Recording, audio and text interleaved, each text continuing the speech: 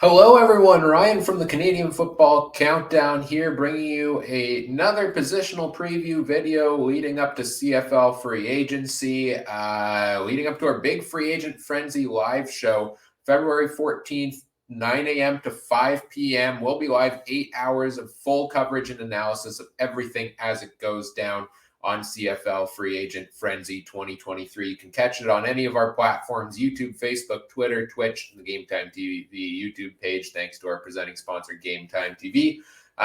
Make sure you subscribe ahead of time, get notified when we go live there, and follow us along for all the action this coming Tuesday. It's coming up very shortly, only a few days away from a lot of the big names heading to different places, most likely. Let's talk about the linebacker position today and take a look at the options available and which teams may be looking to bring some of them in here. So let me switch over to our big free agent tracker here and let's take a look at the options that are currently available, and then we'll take a look at who's under contract.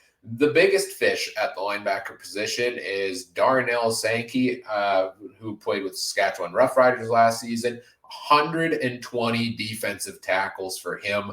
What a season he had. He managed to one-up his rookie year in 2021. A pretty fresh, pretty young piece in the CFL who is making a big name for himself and getting quite a few accolades there. It has to be the number one option.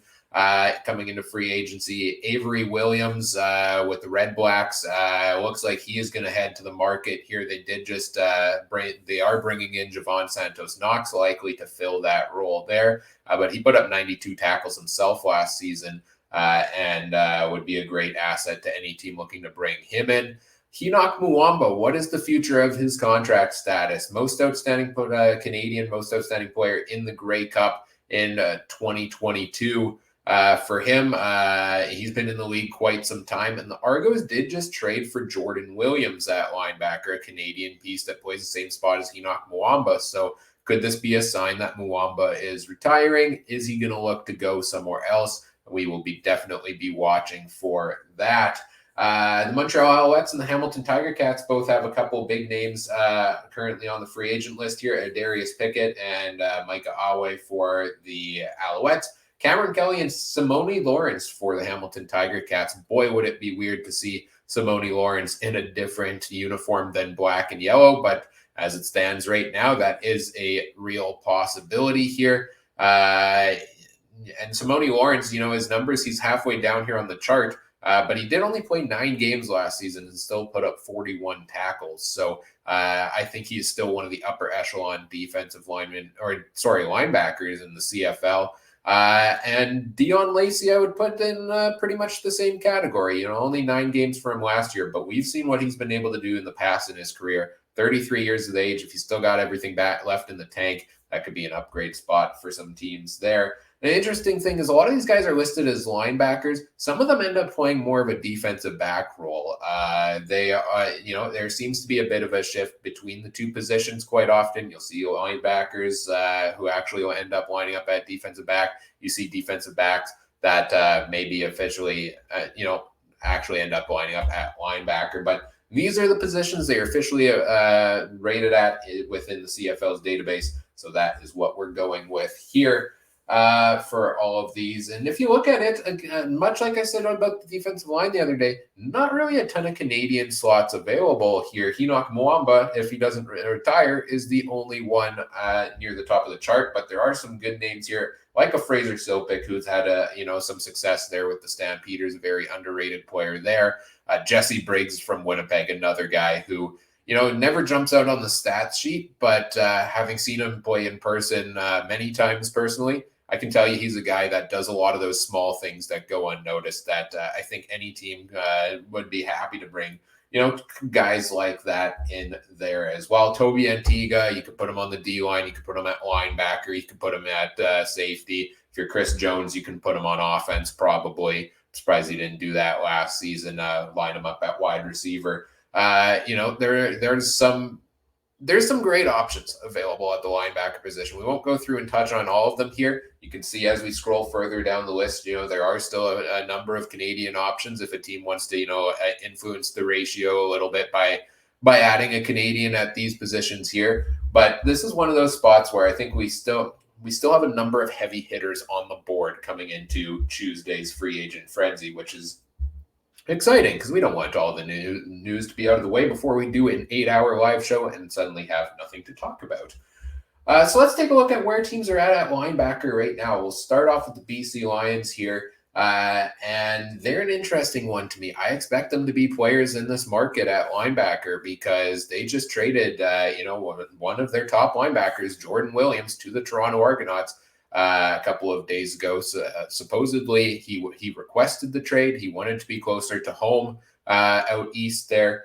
That's a big loss for the Lions. 2020 first overall pick, I believe. Their rookie of the year in 2021. And a tackle machine. So that is a hole they need to fill. They do get a first-round pick back from that, at least. If the guy didn't want to be there, at least they got something for it. But I expect them to be a team that goes out and pursues one of those bigger options, maybe to supplement the loss of Jordan Williams at linebacker. But they do also have some big names. Ben Hladek had a good year last year. In his second year in the league. Bo Lacombo has been one of the top linebackers for this team. And in the CFL, he's been around since 2014. He's been around for quite a while here as well. Josh Woods, Emmanuel Rugamba getting in for some good play time last year as well. Those are two guys that are, pretty fresh in their CFL careers. The Calgary Stampeders look like a team that's got some good options here, and it's really led by, Cam Judge is the veteran. He's been around the league since 2017. He's bounced around between Saskatchewan, Toronto, now Calgary, and he had a great year last year. 78 defensive tackles. That is the Cam Judge we are used to seeing. After a bit of a down year with the Argos before that, he is back to the form we expect to see him at there. And then after that, the guys who really played and made impacts last year, you look at their rookie seasons, 2022, 2021, across the board, really, for the rest of these guys here. It's a very young linebacker core for the Stampeders. And, I don't hate that because we saw guys like Titus Wall had a great year last year. Silas Stewart had a great year last year. So I think the Stampeders are a team that they generally try to go, I think, younger at a lot of these positions and build the next future stars that then eventually will become all-stars, and probably the Toronto Argonauts will end up going to sign.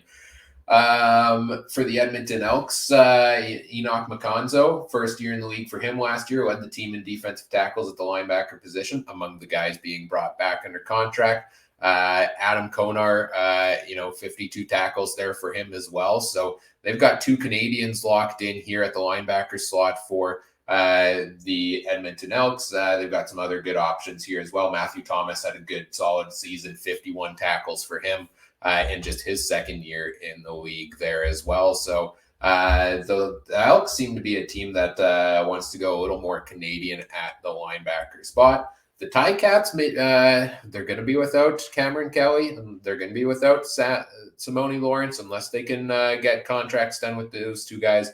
But they already are bringing in a big piece to fill that void, and that is Jameer Thurman, former Calgary Stampeder. 73 defensive tackles for him last season, 3 interceptions, 2 forced fumbles.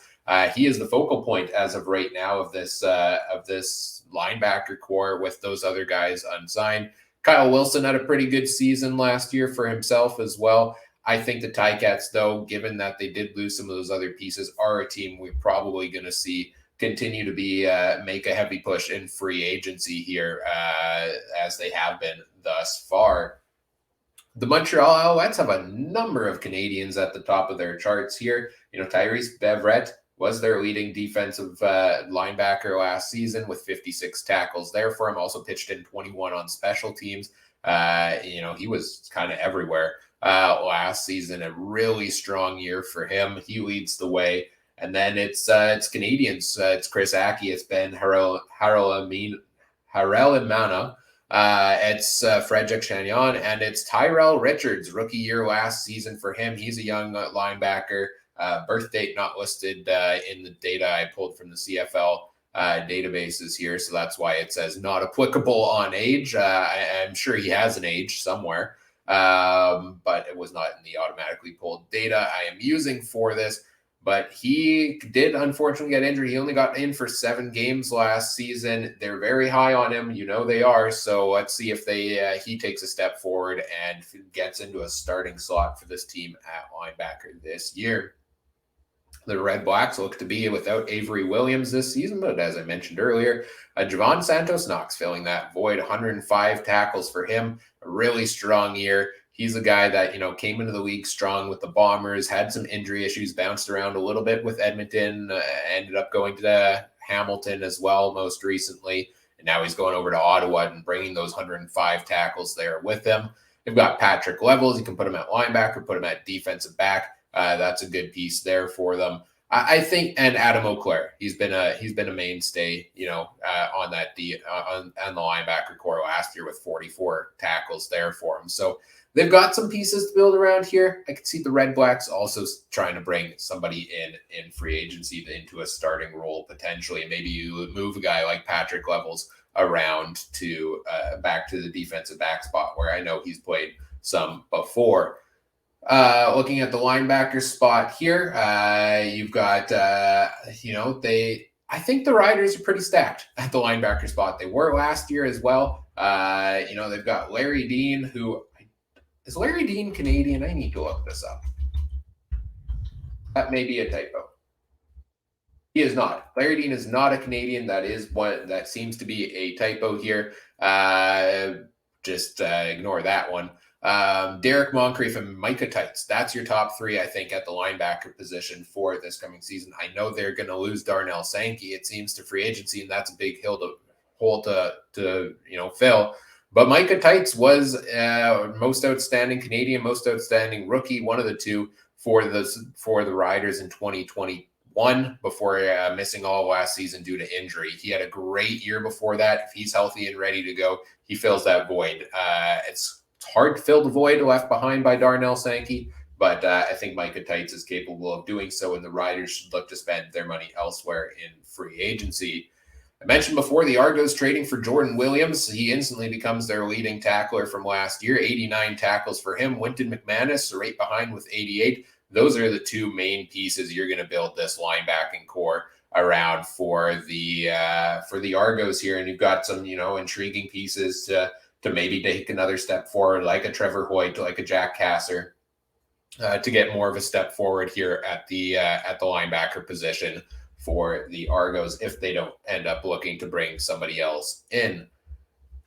And finally, the Winnipeg Blue Bombers, Adam Bighill, Kyrie Wilson. Those are your main 2 there at the linebacker slot. And then, as it was last season, it seems to kind of be a rotation of different guys. Malik Clements, I think, was one of those that rotated in there pretty well. Alden Darby can play linebacker sometimes. He can play defensive back sometimes. Shane Gauthier, he's been in the league since 2016. He seems to always be another one of those guys that just kind of underrated players that rotates in and has a few key moments here and there for him. So I think the Bombers are pretty set here at the linebacker position and is probably not one they're going to look to go make a big splash for in free agency. Again, all of these teams, even if they're not making a big splash, if we take a look back at the free agent board, there are still so many names available, and potentially they see an upgrade or a nice change in one of these here. So there are still moves to be made, even if it seems like they've got a pretty good roster, and depth definitely never hurts to have at any position on the football field. That is it for your linebacker preview for this week. Stay tuned. We've still got defensive backs to go, and we've got going to roll the special teams all into one video. So the kickers and the punters and the long snappers, give them some love yet here as well. Look forward to those coming out in the next few days. Check out all the other positions that we've done already in the playlist over on the YouTube channel. youtube.com/@CFCountdownPod is where that is at. And join us Tuesday, February 14th, 9 a.m. to 5 p.m. right on this very YouTube channel as well for CFL Free Agent Frenzy 2023. Make sure you subscribe ahead of time. Follow us on the social media platforms. Let us know in the comments section what you think at the linebacker position for your team. Do you like where the team is currently? Would you like to see them go and make a big splash, maybe a smaller underrated move there? Let us know what you think in the comment section, and stay tuned for plenty of free agency content here to come on the Canadian Football Countdown.